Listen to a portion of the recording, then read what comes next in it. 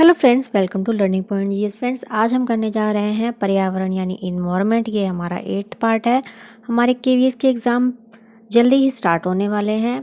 तो आज का हम जो टॉपिक लेंगे वो पीआरटी और टीजीटी के लिए है, और हम कोशिश करेंगे कि जो हम ये वेरी शॉर्ट नोट तैयार कर रहे हैं आपके लिए, जो आपके एग्ज़ाम में हेल्पफुल होंगे।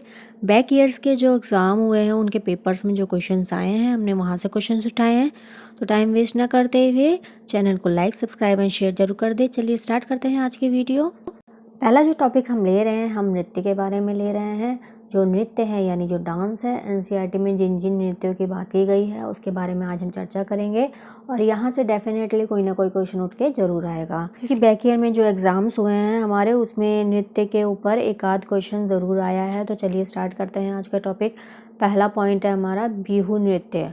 तो हम यहाँ पे वेरी शॉर्ट तरीके से आपको समझाएंगे, और क्योंकि हमारे पास बहुत ज़्यादा टाइम नहीं है तो चलिए देखते हैं। जो बिहू है वो कहाँ का नृत्य है। बिहू असम का लोक नृत्य है। तो हमें ये याद रखना है, जो असम है वहाँ पे बिहू नृत्य किया जाता है।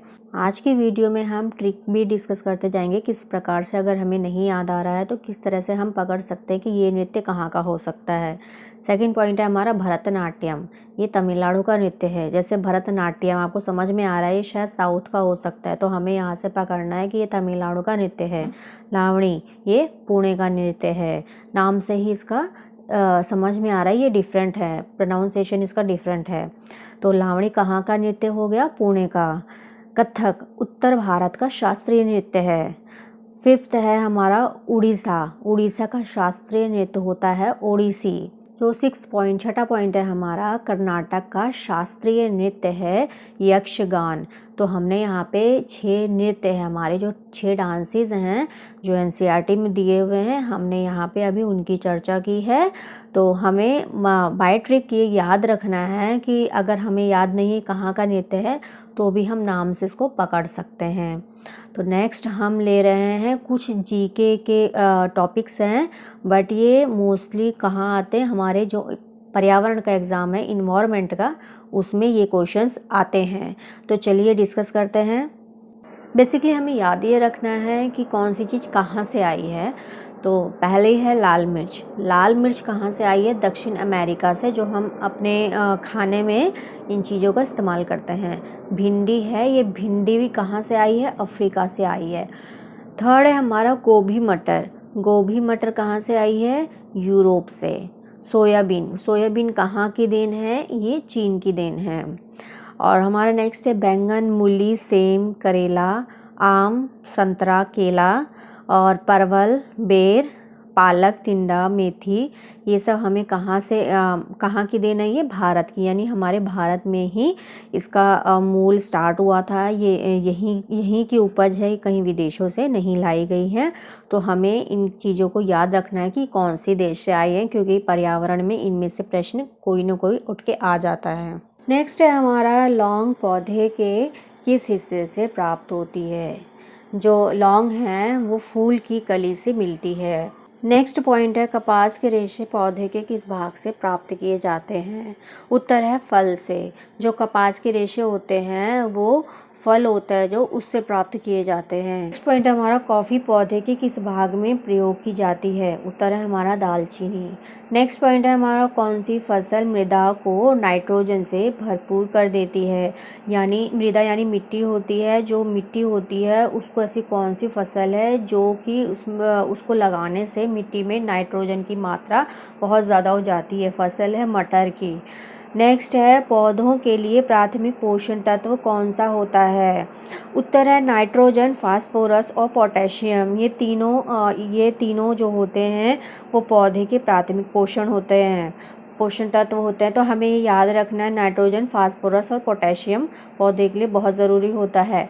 फ्रेंड्स, ये प्रश्न बहुत इंपॉर्टेंट है। थोड़ा सा टर्न करके या थोड़ा सा आगे पीछे करके ये क्वेश्चन मोस्टली जो कॉम्पिटिटिव एग्ज़ाम है उनमें इन्वायरमेंट में आ जाता है, या जीएस में भी ऐसे प्रश्न आ जाते हैं।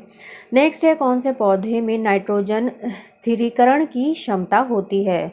उत्तर है चना एवं दलहनी फसलें जो होती हैं उनमें उन पौधों में नाइट्रोजन स्थिरीकरण की क्षमता होती है। ऐसे घुमा के भी आ सकता है, चना एवं जो दलहनी फसलें हैं उसमें कौन सी क्षमता होती है, नाइट्रोजन स्थिरीकरण की क्षमता होती है। नेक्स्ट पॉइंट हम ले रहे हैं आवास। ये हमारा काफ़ी इम्पोर्टेंट पॉइंट है। आपने मोस्टली एक दो चीज़ों के बारे में, जैसे बांस असम का है, मनाली का, लद्दाख का, ये तो कॉमन है, हमने पर्यावरण में मोस्टली ये पढ़ते हैं।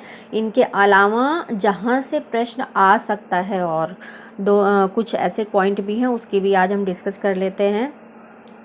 दोस्तों, पहला है आवास में असम। असम में हम जानेंगे, बहुत शॉर्ट तरीके से हम ये डिस्कस करेंगे, तो आपको ये माइंड में हमेशा एग्ज़ाम देते टाइम रहेगा कि हमने ये पढ़ा था। पहला पॉइंट है असम। असम में बांस के बने 10 से 12 फीट के ऊंचे घर पाए जाते हैं।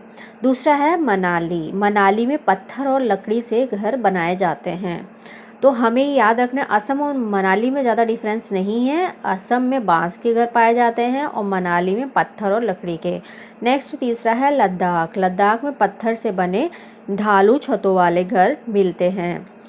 फोर्थ पॉइंट है हमारा कश्मीर और केरल में हाउस बोट के घर प्राप्त होते हैं। जैसे आपने देखा होगा कश्मीर और केरल में जो बोट चलती है, यानी जो नाव चलती है नदियों में, उनमें जो चलाई जाती है वो हाउस बोट होती है। उसमें लोग रह भी सकते हैं, एक तरह से आवास भी होता है, उसमें सारी फैसिलिटीज़ होती हैं।